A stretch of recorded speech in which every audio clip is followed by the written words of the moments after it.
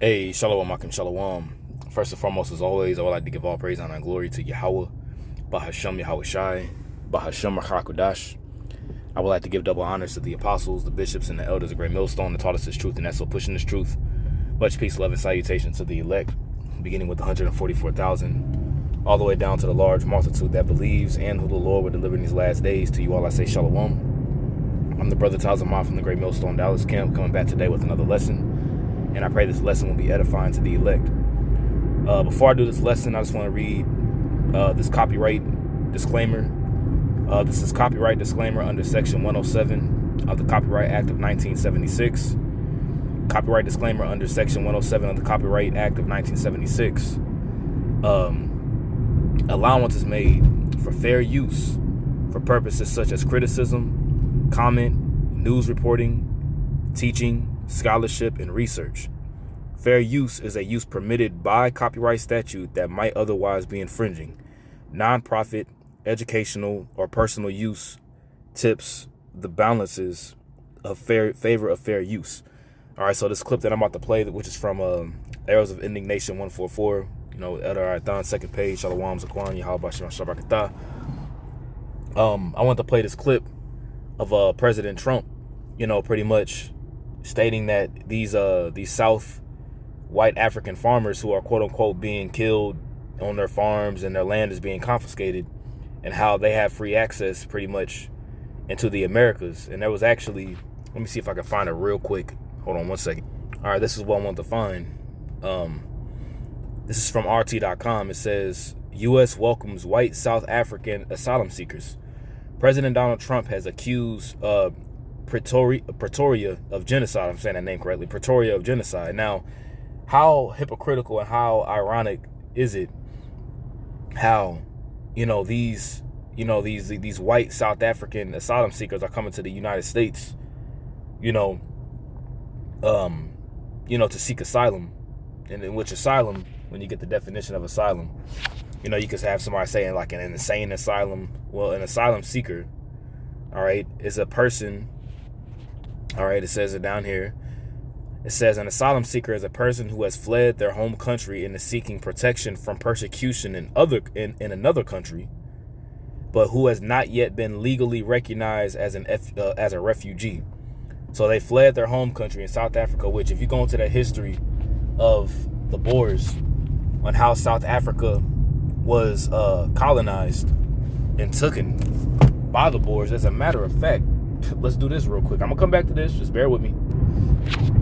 All right, so I went to ChatGPT and I typed in, how was South Africa taken by the Boers with bloodshed, rape, you see the word there, robbery, and murder.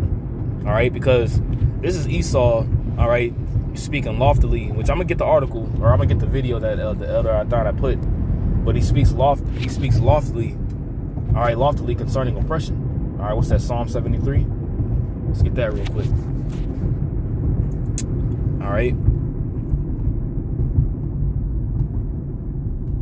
Is that Psalm 73? Yep, here it is. I'm gonna start at verse 6, because now you have Donald J. Trump, these statues of Christopher Columbus and these particular colonizers that were taken down. Now they're being put back up. You see, and that's his pride compassing him about as a chain. All right.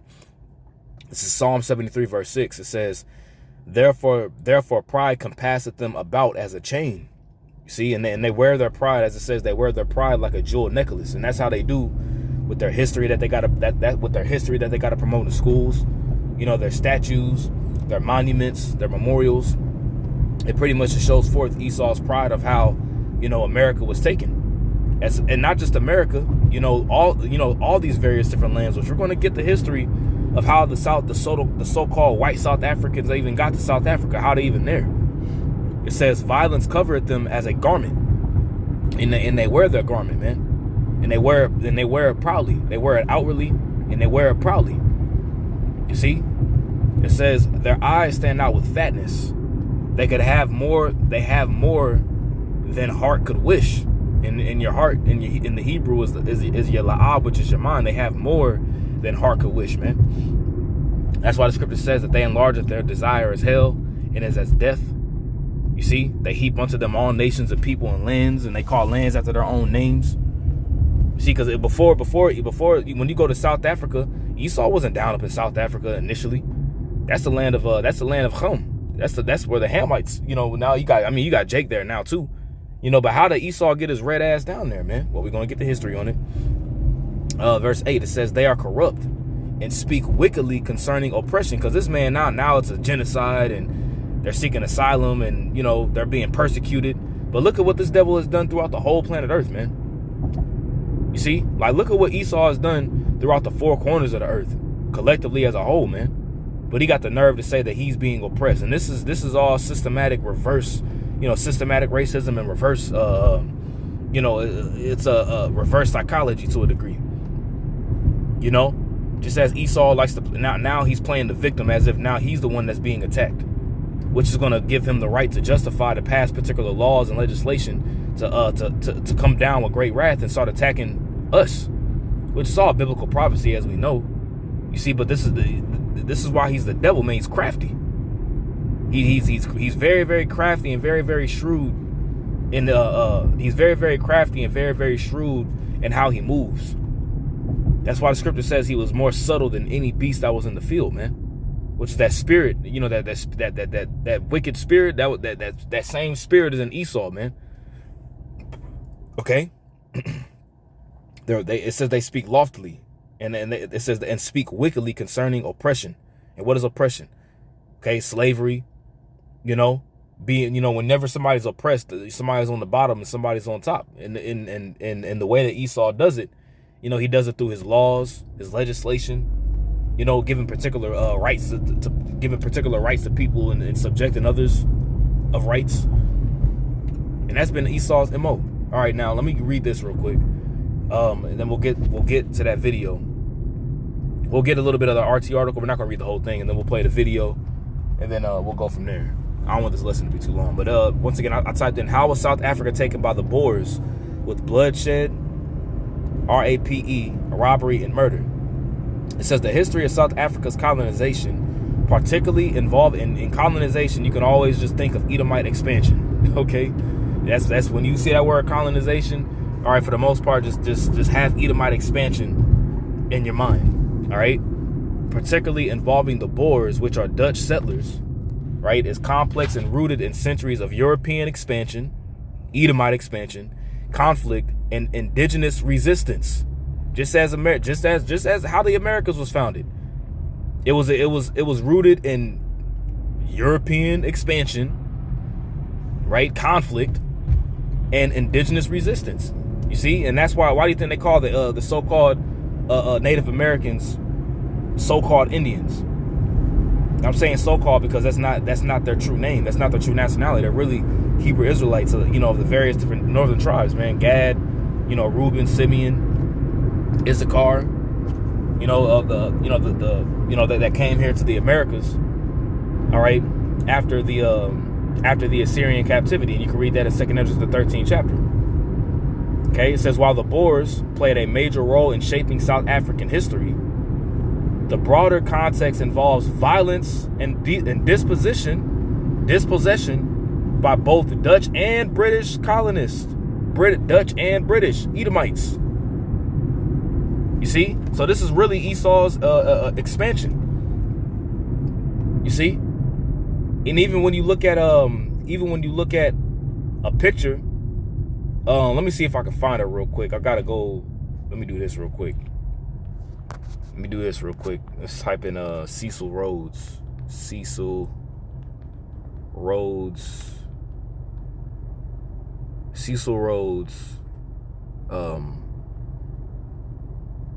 Picture over Africa. Let's do that. Let's do this real quick, and then we'll get a little bit of. Look at this. Now this is the Rhodes Colossus, and what do you see here? The Rhodes Colossus is an image of Cecil Rhodes as a cartoon, and what does he do? Standing from Cape Town to Cairo. Cape Town is South Africa to Cairo. And what does this mean? It shows forth Edomite supremacy over this region of the earth in Africa. You see? This is what this shows forth. You see, it says the most important empire builder in Africa was British businessman Cecil Rhodes. His De Beers company created diamond mines in South Africa. And who do you think he had out there? Who do you think he had out there in the diamond mines? He had Jake out there, man. I mean, you did have Hamites out there too, but you know, Jake was in more so in North Central and West Africa, but you do have Jake Israelites that are in South Africa as well too. So who do you think he had out there in the diamond mines? You think he had his own people out there working them? Hell no. Rhodes gained new colonies for Britain in Southern Africa. So how was the colony in South Africa created? Let's go into the history. How come Donald Trump and all of them, they don't want to go into the history of that? I mean, they're not going to, obviously. Rhodes used his wealth to build railroads and telegraph lines in Africa. And do you think that came just by him nicely asking? Do you think that came by him just doing it, just nicely asking just to do it? No, it came by way of bloodshed, rape, robbery, and murder, man. And you could look up more on Cecil Rhodes on your own, you know, if you like. All right. It says here's a concise historical overview focusing on the Boer role in the associated violence. All right, and we're not going to read this whole thing, but it says Dutch arrival and early colonization, 1652 onwards. The Dutch East India Company established a supply station. Let me read that again. The Dutch East India Company established a supply station at the Cape of Good Hope in 1652, led by Jan van Riebeck. Dutch settlers, later known as Boers or farmers or Dutch farmers, began expanding inland, taking land from the indigenous Khoikhoi, if I'm saying that correctly, and San peoples. You see, so they were taking land. You see, so now here it is. You got them regaining their land back because it was initially their land from before, but now they're under oppression. You see. Now they're under oppression, and this is kind of the prophecy. Not even kind of. Salakia. I'm a little excited, so bear with me. Salakia. This is Obadiah chapter 1 verse 2. It says, "Behold, I have made thee small among the heathen." See that? And when you get that word small in the Hebrew, that word is quatan, which means to be insignificant. You see, quatan, it says young, small, insignificant, unimportant. You see, because now the roles are turning. Rather say. Everything, nature's now turning this course, and now you got the weak standing up saying that they're strong against you devils, man. You see? Because they don't like to go into, once again, they don't like to go into that history of how this particular plot of land was established. It was established by the sword, man. As Esau's blessing was given to him, it was a sword. Okay? It says, "Thou art small among the heathen. Behold, I've made thee small among the heathen. Thou art greatly despised." And Esau is being despised in this time, man. He's being revealed of being the devil. His history is coming out. A shameful spewing is upon his glory, as the scripture says. It says, this expansion involved land seizure, forced labor, and violent clashes, leading to the decimation, which deci means 10, decimation, of many indigenous communities through warfare, disease, and social collapse. That's Esau's MO. That's how he gets down. Warfare, disease, and social collapse, man. And he used his blessing, the sword, to do that. So you can miss me with all this. You can miss me with all this bullshit of, oh, South African farmers are being oppressed and they're being killed. They're being killed daily. They're being oppressed, and it's very bad people. Very, very bad people. You know, as Donald Trump likes to say, very bad. White farmers, very bad. You know, fuck out of here, man. Esau's getting he's getting his just due. Now, ultimately, us, all right. If I just make the record straight, all right, us, we're not. The scripture says, "Vengeance is mine. I will repay." That's what the Lord said. So we're not going to put matters into our own hands and gather up weapons and guns and things of that nature and try to establish vengeance on our own. That's not our job. All right, we leave that up to Yahweh B'Shem Yahushua whenever he sends Yahweh Shai and the Holy Host back to deliver his elect. And that's when he's going to give power unto his disciples, all right, his elect, all right. But like I said, we're not taking matters into our own hands. All right, but this is ultimately the spirit of the Lord moving on Esau too. I will say that, using these using these particular events, that's going to cause more strife, because they had nothing to say about, here it is, they bring in the so-called white South African farmers out here to the Americas from South Africa, but they're deporting, black and quote unquote black and brown people, the northern tribes being deported by ICE. Even have some of the Southern Kingdom that are being deported too. But but here it is, you got quote unquote white South Africans that are being, brought over here. Why is that the case? You see, he speaks wickedly concerning oppression. Okay. And yeah, you know what I'm saying? So I just typed this in the chat GPT. If you want to take a screenshot of that, and you can type it in, it'll pull out some history. But let's go here. Damn, where the hell was I? Hold on. Let's go here. Yep. So it says U.S. welcomes white South African asylum seekers. It says the first group of white South Africans arrived in the United States on Monday after President Donald Trump offered them a safe haven from what he described as genocide. Now, like, come on now. Like, genocide, but like, do we really got to go into you devils' history of what you devils do and how you guys occupy lands? The scripture says that you name lands after your own, that you name lands after your own names. In Psalm 49, how do you think they do that? They gotta take the people out first. They oppress a man. They oppress a man in even his heritage. That land wasn't given to Esau, South Africa. And you see the colossal Cecil Rhodes. You see that's Edomite expansion. Even when you look at the whole Manifest Destiny image. Let me see if I can pull that up. Manifest Destiny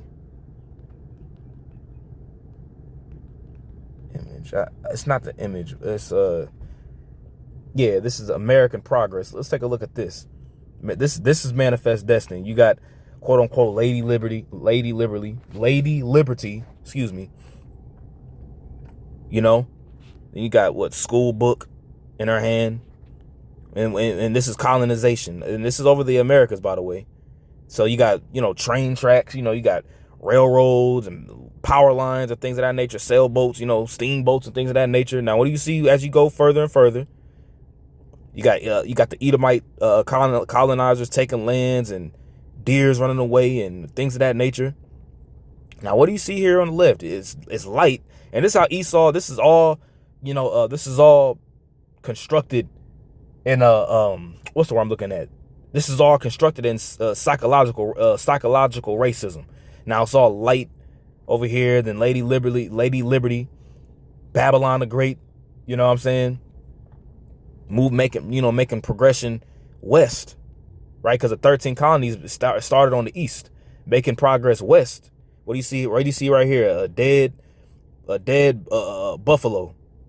And what do you have here? You have the indigenous peoples over here, right? And what do you see more? Another dog ripping the shreds, right? Buffalo. And you got the indigenous people running. You got them running. You see? And then it's darker on this side. This is you devil's history, man. You see? American Progress. And it's all rooted in the bloodshed. It's all rooted in bloodshed and rooted in the sword, man. This is genocide. This is what you call a genocide. Okay? Now let's listen to this goddamn devil here.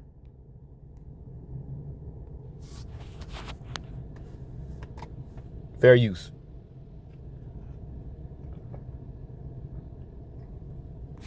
Extermination in their own country or heading to the United States. So like I had it sped up. Going to welcome them as refugees. Now this comes as you halted virtually all refugee admissions for people fleeing famine and war from countries like Sudan, the Democratic Republic of Congo. Why are you creating an expedited passage of the country for? Yeah, what about these other people in Africa? At the end of the day, to hell with the goddamn Hamites. I'm just saying this as an example. I'm just using this as an example. What about all the other people in these various different lands that are being slaughtered? They ain't doing that. Hold on a second. So this is going on with the white South African farmers. What about the Peace Indians? What about the Peace Indians over there in Gaza? What about them? Are they going to offer refuge? Are they going to offer asylum to them that are being blown to hell and back? What about them? Hundreds, but not others. Because they're being killed, and we don't want to see people be killed. Complete hypocrisy, man. He ain't got nothing to say about what's going on over there in GAZA. Got nothing to say about that. All the children and women and individuals who are just going about that day, all of a sudden a Scud missile just laying on their ass, and boom, school get blown up, hospital getting blown up, buildings getting blown up day by day. Nothing to say about that though. You goddamn devils, man. I see why Yahweh Bashim Shai going I see why he gonna put holy hell in you devils, man. You see? I see why the Gad and the northern tribe, they call it a fork-tongued devil, man. But you got the nerve to talk about genocide. Now, South Africa leadership is coming to see me, I understand, sometime next week. And, we're supposed to have I guess a G20 meeting there or something. But we're having a G20 meeting. I don't know how we can go unless that situation's taken care of. But it's a genocide that's taking place that you people don't want to write about. But it's a terrible thing that's taking place. And farmers are being killed. They happen to be white. But whether they're white or black makes no difference to me. But white farmers are being brutally killed, and their land is being... And they use this term white. It doesn't matter if they're white or black, but white farmers are being brutally killed. Let's just have fun with this. Let's have a little bit of fun with this. Say how many of the South Africans were killed during British expansion. British expansion in South Africa, specifically the Second Boer War, 1899 and 1902, an estimated 28,000 to 30,000 white people perished, and at least 14,000 black Africans died. In addition to the thousands in combat, the high mortality rates in concentration camps where Boer women and children were confined were primarily due to disease and malnutrition. That's why they was in concentration camps.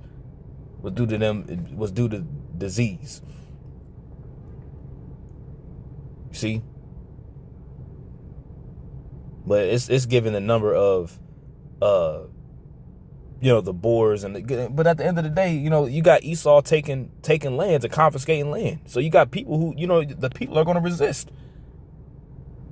Now, of course, this happened over, numbers of years, obviously. You see, but they're going to resist. You see? Let's go back. Confiscated in South Africa, and the newspapers and the media, television media doesn't even talk about it. If it were the other way around, they talk about it. That would be the only story they talk about. And I don't care who they are. I don't care about their race, their color. I don't care about their height, their weight. I don't care about anything. I just know that what's happening is terrible. This is for the Americans. If you're not an American, feel free to watch, but please try and get it to the Americans. My name is Bianca van Wyk. Born in South Africa, live in South Africa. Today you will be welcoming the so-called white Afrikaans refugees. They are there based on an offer made to them, which I must say was informed by disinformation about South Africa. Now, I've seen a lot of takes on... This is an eyewitness of somebody who's actually living there. ...on who Americans think they are receiving. Okay, you are not getting successful, professional, white, middle class South Africans that are fleeing South Africa. The people you are getting are the people that believe that there is discrimination against them based on their race. Keep in mind. See, now Esau's playing the victim. Esau's playing the victim, just like Lamech in Genesis the 4th chapter. He's playing the victim. He's playing the victim role here. And when Esau feels that he's being victimized, and that he needs to stand, that they need to stand up and unite together, you know what I'm saying? That's a dangerous Edomite, because he's gonna go lengths. He's gonna go lengths to get what he wants. Okay, when he starts pulling out, like Elder Mike Olive mentioned, out here in our camp, when he starts pulling out graphs and statistics and percentages and things of that nature, that's a dangerous Edomite to be around, man. That's why it's best to separate yourself, man. Separate yourself from these people. Of course, we go to work and we got to be around these people in our daily lives. We go to work and take your ass home. You know what I'm saying? Right now is not the time to be out here, bullshitting, man.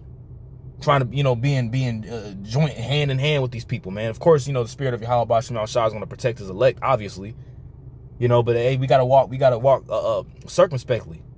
Not as fools, but as wise, as redeeming the time, for the days are evil, man. See? And we have no idea, these people here, these people that are coming in, they have no idea that, they're South African, Boers, Dutch. Man, these could be complete scumbags coming over here, man. terror is that could cause some false, some false F flag. This could happen. You see, but this is all a systematic collapse anyway. We live in the most unequal country in the world. We have, for instance, 70% of agricultural land and agricultural holdings are owned by white South Africans. 62 to 68% of top leadership positions in corporate. Let me get a precept real quick. I just thought about it. It just came to my mind. Sirach, the 10th chapter.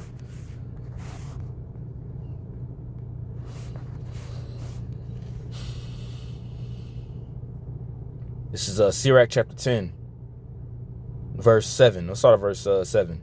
All right, it says, pride is hateful before Yahweh and man. And how does Esau rule? He rules by pride, man. He's the proud man. The scripture says he doesn't keep at home. Once again, you seen that picture of the Rhodes Colosseum, him stretching forth his whole legacy over Africa, and he's like I said, man, he's done that worldwide, man. All these various different lands. I mean, like, you've seen the manifest destiny, America. So it says, pride is hateful before Yahweh and man, and by both doth one commit iniquity. And pride is the first thing that's named of one thing that the Most High hates. It says, because of unrighteous dealings, injuries, and riches got by deceit, the South African diamond mines being exploited, the kingdom is translated from one people to another. And this is ultimately going to go into whenever Esau falls, man. The kingdom is going to be translated from Esau, all right, to Israel. Esau is the end of the world, and Jacob is the beginning of it that follows. But he want to talk about genocide. He want to say, it's a genocide. It's a genocide taking place. South Africa. Many people are being killed. That doesn't matter who's being killed, white, black. But the white farmers are being killed. We got to get them out of there. Corporate are filled by white males. There is a huge salary discrimination. Look at that. Here's a statistic. White South Africans make up 8.1% of the population in South Africa. 8.1%. Parity between white South Africans and the rest of the population. And there are a number of other indicators which shows you that the story of discrimination based on race is false. Another thing that I wanted to say is that you will get certain so-called refugees that have experienced crime. However, in South Africa, no one is exempt. These people that you are welcoming, as assume because they're white they should not experience crime. The people most affected by crime in South Africa happen to be black people that live in poverty. See, that they're the ones that are affected by crime, the ones that are living in poverty in South Africa.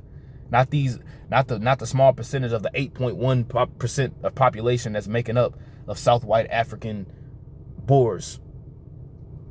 Okay? So as you open your doors and welcome people, and you're going to get a lot of information and disinformation from these people, please do keep that in mind. Oh, I also would like to say all the best and good luck to the Americans.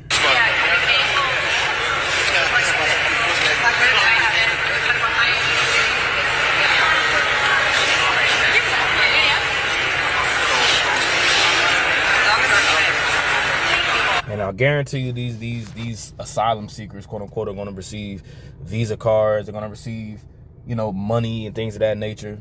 But here it is. You got a brown and so-called brown and so-called black people. Latinos and even like some Haitians. That are being deported by ICE, getting put in they want to open up, Alcatraz and these particular different jails, and they're being Guantanamo Bay, being persecuted, being taken back, taken out by force. And you even got some particular people who are actual illegals that are being their doors getting kicked in the morning time and things of that nature. Yeah, this is happening. But you got a lot of scumbags coming from South Africa coming over here because of quote unquote persecution. Esau, this devil, got a lot to pay for, man. A whole lot to pay for. It says usually refugees go through a lengthy, years-long process of extensive vetting to obtain a U.S. visa. In this case, it seems the only qualification was being a quote-unquote white South African. That was it. That was it. White people being persecuted, we got to get them up out of there. Here's a visa, right? Wow, extreme forms of racism and racist ideology still exist. Absolutely. This devil showing you he ain't changed. The same OG. Same OE. You know that song by Genuine, same OG? This nigga on TV. This nigga wanna be me. Same OE. The same OE, man. He ain't changed. Can a leopard change the spots? The answer is no. So this devil ain't gonna change his mindset towards you, man. And he just gonna get worse. But anyways, with that, I pray this lesson was edifying. Call hello, Yahweh, Shemal, Shah, Shemal, Kakadash, double honors to the apostles, bishops, elders, a great millstone that taught us his truth, and that's the teaching his truth. Much peace, love, and salutations to the elect. Until next time, Lord willing, I say shalom.